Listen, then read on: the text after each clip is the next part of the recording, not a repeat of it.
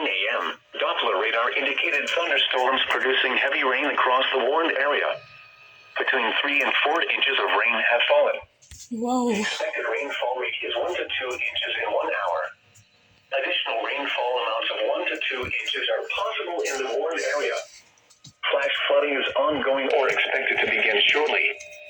Hazard: life-threatening flash flooding. That ain't good. Thunderstorms producing flash flooding. Source: radar. Impact: life-threatening flash flooding of creeks and streams, urban areas, highways, streets, and underpasses.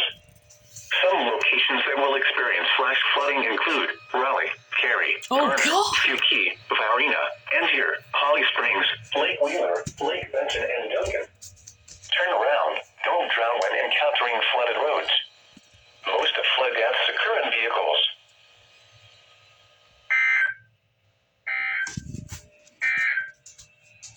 Flood advisory in effect.